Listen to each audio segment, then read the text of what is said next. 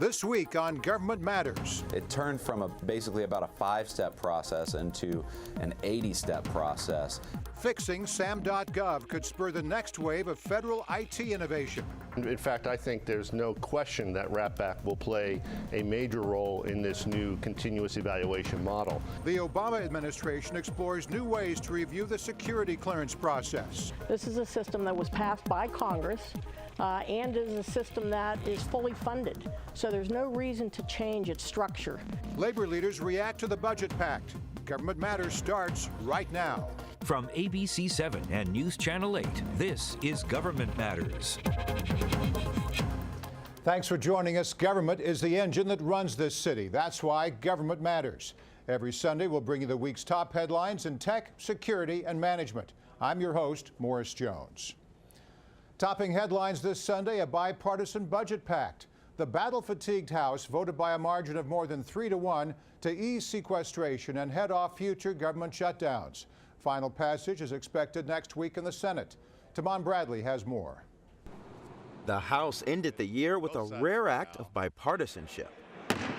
By a vote of 332 to 94, the chamber approved a budget deal that would avoid another government shutdown, at least for 2 years. The measure eliminates about $65 billion in domestic and defense spending cuts, known as the sequester, and it does so without raising taxes. In forging this compromise, Republican leadership angered the Tea Party Republicans and the far right, who want to cut spending and address the country's soaring debt. It just seems like the Republican Party is consumed with eliminating any conservative influence inside the party whatsoever. House Speaker John Boehner took on the Tea Party and outside groups who've undermined his leadership the past couple of years. There just comes to a point when some people step over the line. You know, when you criticize something and you have no idea what you're criticizing, it undermines your credibility.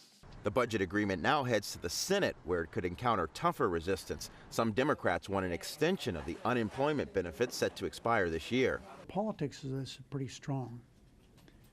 The people that are unemployed for long periods of time are Democrats and the Republicans. This was the first big battle between the Republican leadership and the Tea Party since the government shutdown. For many veteran GOP lawmakers, that 16-day ordeal was a turning point.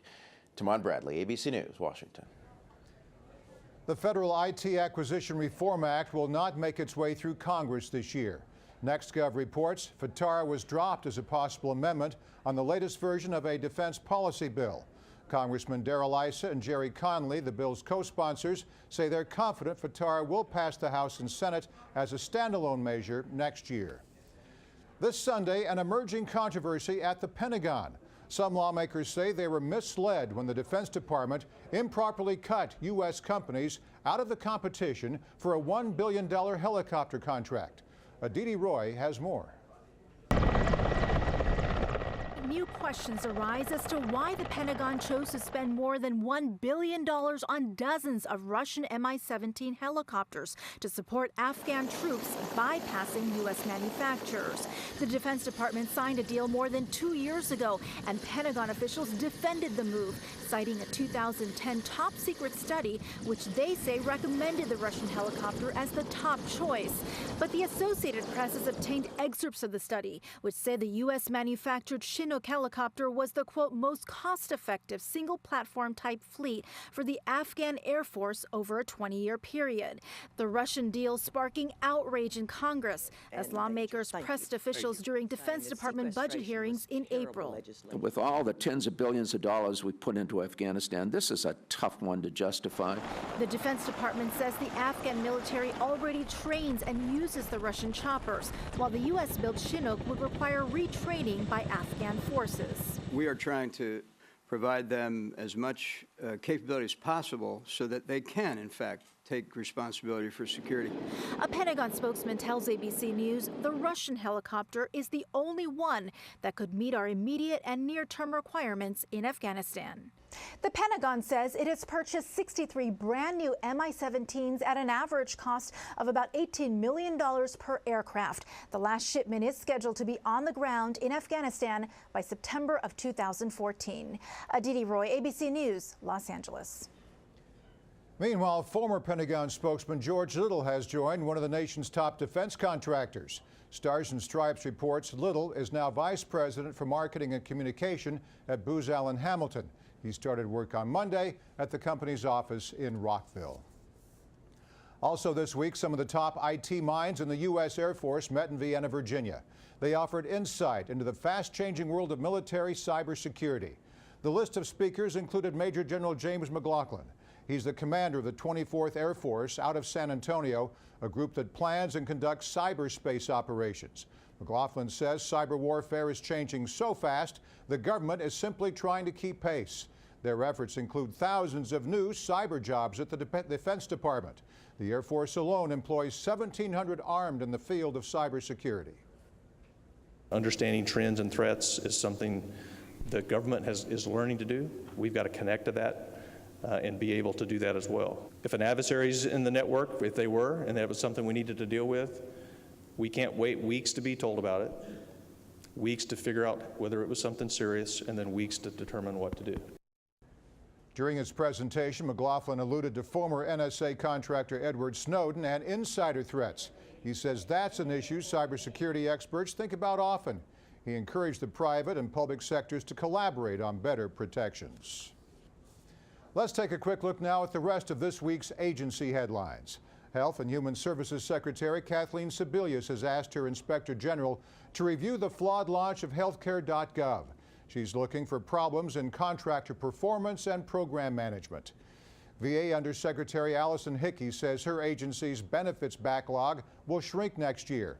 She wants to eliminate it by 2015.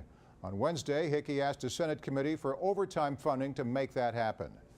President Obama's pick for the #2 position at DHS was approved by another Senate committee. Alejandro Mayorkas is the subject of an ongoing visa program investigation. We'll turn from headlines to tech, straight ahead on Government Matters. SAM.gov is a one-stop shop for federal procurement. Our next guest says the site needs some work. I talked to Clay Johnson, coming up.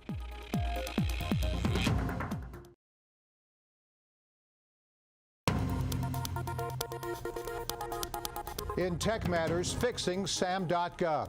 That's the System for Award Management, a single website designed to replace 9 separate legacy data systems for federal procurement. Here's a quick recap. After huge cost overruns and several delays, SAM went online in July of 2012. The General Services Administration took the site down a few days later. They mentioned performance problems. IBM was the prime contractor on that system. Today, SAM is still up and running, and IBM's work is ongoing, but contractors continue to complain about what can be a bulky, frustrating system. For more, we turn to our guest on Government Matters, Clay Johnson, author of The Information Diet. He's a former Presidential Innovation Fellow and founder of Blue State Digital. Clay, in concept, SAM strikes me as a great idea. Consolidate 9 support systems into one. How was this site supposed to work? Well, the idea was that contracting officers, people who award and evaluate contracts inside of the government, had a lot of different databases that they had to go through in order to run an acquisition and to buy a piece of software, a piece of equipment, or anything of that sort. So they had a database to search through for, is this a company that was allowed to contract with the government? Is this a company, what's this company's prior past performance? Has this company filled out the right registration requirements? All those various data elements were in databases across multiple agencies and various systems. And so the idea behind SAM.gov was, can we put all of this stuff in one unified and consolidated environment so that contracting officers wouldn't have to go to various places and businesses wouldn't have to create and maintain entities in a lot of these various sources. Sounds like a great idea. Earlier, I outlined problems with the launch. What about today? What's wrong with SAM.gov? From a technical perspective, it sort of shares a lot in common with healthcare.gov.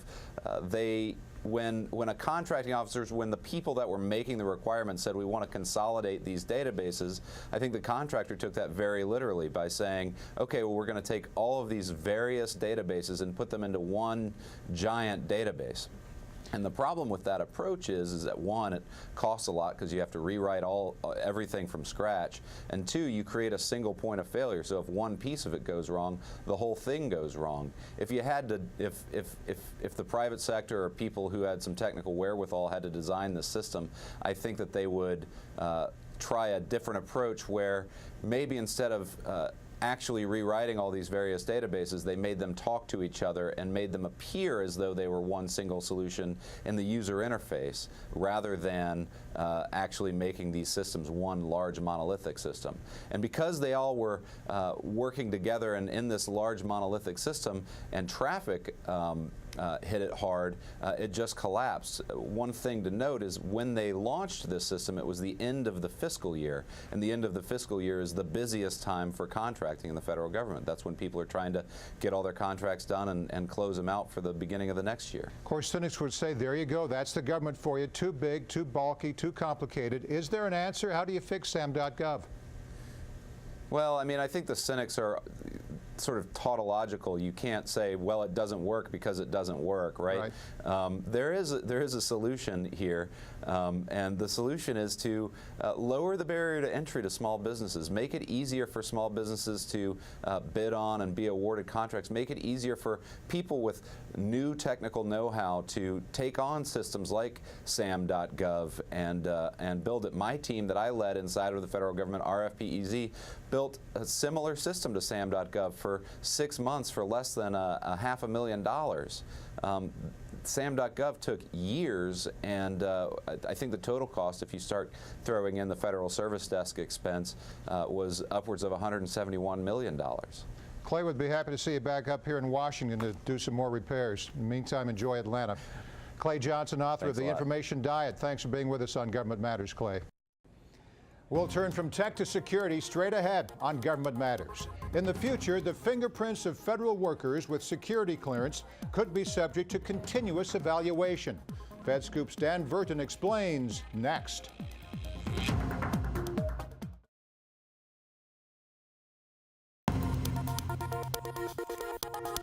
In Security Matters, continuous evaluation and the clearance process. This September, the Obama administration ordered a mandatory 120-day review of how the government manages security clearances. The unprecedented leaks by Edward Snowden and a fatal shooting at the Washington Navy Yard prompted that review. Now it's halfway complete. Joining me now with the latest on Government Matters is Dan Verton, cyber and national security reporter for FedScoop and a former intelligence officer in the U.S. Marine Corps. Dan, let's start with some numbers. About 4.9 million people hold some level of clearance, and 1.4 million can access top secret information. Does the Obama administration want to shrink those ranks? I don't think that this initiative is necessarily aimed at shrinking the number of individuals that have security clearances. I mean, the current process right now is really based on what you might call a snapshot in time, and that's really the weakness.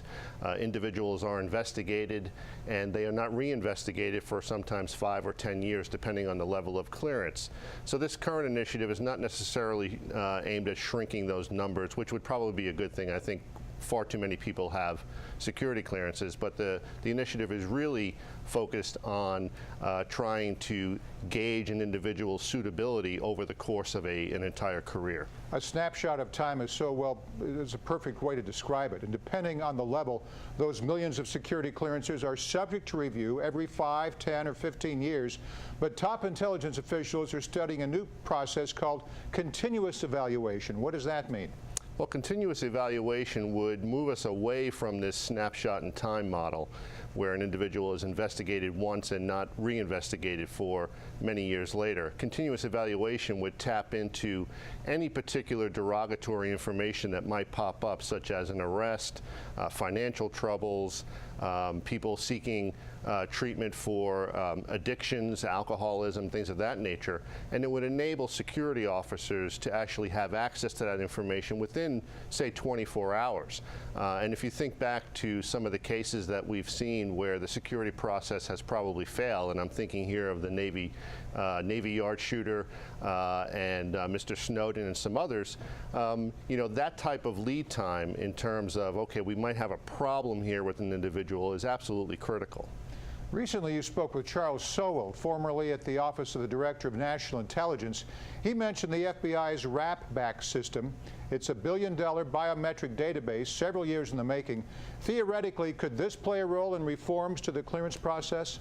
Absolutely. In fact, I think there's no question that RAPBAC will play a major role in this new continuous evaluation model. In fact, in the case of the Navy Yard shooter, this is an individual that had several run-ins with the law, and in fact, one of the law enforcement agencies that had an interaction with him actually reported to the Navy that he was he mentioned he was hearing voices. So something like RAPBAC will enable any law enforcement agency in the country to actually push this information out to the federal government so that they could check their list of cleared individuals. And if an individual has some sort of run-in with the law or another sort of problem, some sort of prosecution, those security officers can actually go ahead and initiate what might eventually become a full-blown investigation into whether or not this individual has issues or is no longer suitable for a security clearance. This is all very timely information for us on Government Matters. Dan Verton, Cyber and National Security Reporter for FedScoop. Thanks. Thank you. We'll turn from security to management straight ahead on Government Matters. It's been a tough few years for federal workers. Now labor leaders are talking tough. I sit down with Colleen Kelly next.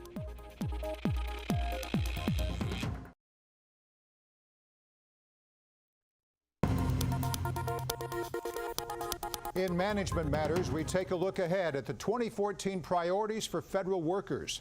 Their ranks are at a crossroads. The list of challenges they face keeps growing longer. 3 years of frozen wages, sequestration, furloughs, a government shutdown, reduced transit benefits, and talk of more cuts to retirement benefits. Meanwhile, several studies forecast a wave of retirements in the next 5 years. How will this beleaguered sector of the U.S. workforce adapt? Joining me for some answers on Government Matters is Colleen Kelly, President of the National Treasury Employees Union. Colleen, let's start with pensions. On the local, state, and federal level, lawmakers looking to cut costs continue to target pensions for public employees. Critics say unions like yours have negotiated the U.S. into pensions it can't afford. Congress is grappling with this question right now. You've called pension cuts totally unacceptable. Why? Well, most federal employees are covered today by the Federal Employee Retirement System, FERS. This is a system that was passed by Congress and is a system that is fully funded. So there's no reason to change its structure, its contributions, or its benefits. Today, this provides a very modest monthly pension to federal employees in addition to any money that they are able to save through their thrift savings program, which is like a 401k. And with all the things that you mentioned, Morris, like the pay freeze and unpaid furlough days and the sequester, many federal employees are not even able to make those contributions to help themselves in retirement. Some good news, at least. The U.S. economy appears to be on the mend. It added 203,000 jobs last week, and unemployment ticked down to 7%. Not so for the federal workforce. Here's a quote. The federal government shed 7,000 jobs last month, which comes as sobering news for the federal workforce. What's worse is that the numbers have declined all year, meaning November is not an outlier. Colleen, what's driving this trend, and what happens if it continues? Well, I think what's driving it is all the things that you've already mentioned. These are things that federal employees are saying, why would I stay? If I'm eligible to retire, I want to go and exercise that right, and maybe I need to look to the private sector for an occupation, for a job that is not subject to all of these things, like 3-year pay freezes, unpaid furlough days, all of those things. And I'm sorry to see those numbers being reported, but I am glad because I think they are accurate, and I think they are more about the future to come. I think these numbers are only going to get worse. If you look at staffing across federal agencies, it has gone down over the last couple of years. The IRS alone, for example, has 10,000 fewer employees today than just 2 years ago. And regardless of your opinion, perhaps, or somebody's opinion about the IRS and its workforce, here's what I will tell you. The IRS brings in 93% of the revenue that funds the entire federal government. So that means the VA and Homeland Security and school lunch programs for children, all of those things depend on the IRS being funded to be able to do its job. It's a very good point, Colleen. All right, so we've covered some of the challenges facing federal workers in 2014. Let's talk about your priorities. What are they, And how do the midterm elections factor in? Well, our priorities are the sequester and bringing that to an end so that agencies are appropriately funded so they can deliver on their missions for the American public. We need to rebuild the federal workforce, and we need to focus on the 14 elections from the standpoint of this. Everything about the working life of a federal employee is decided by those who are elected. NTEU will be supporting and helping to elect those who value and respect federal employees and the work that they do. And if there are elected officials out there who do not fall into that category, we will be doing everything we can, mobilizing across the country to have them replaced in Congress. Now, Colleen, you began your career in government right out of undergrad, including 14 years at the IRS. I call this year a crossroads for the federal workforce. Do you agree? I do think it's a crossroads, and a very negative crossroads. I think it does not bode well for the federal workforce unless we can break the sequester and stop these unpaid furlough days. If this sequester stays in place, I think most federal agencies next year will be looking at unpaid furlough days, and some may even be looking at RIFs, reductions in force.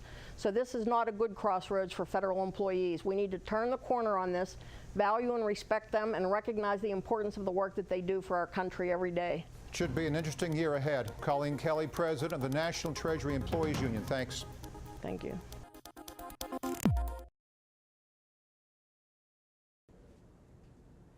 Grace Hopper lived a remarkable life. In the U.S. Navy, she rose to the rank of Rear Admiral and remained enlisted until she was 80 years old. Hopper was also a computer programming pioneer, known as the First Lady of Software. She created one of the first computer languages and coined the term bug. Hopper died in 1992, but Google celebrated her 107th birthday this week with this cartoon. Thanks for being with us. I'm Morris Jones. Your week is filled with other matters. Save Sundays for us.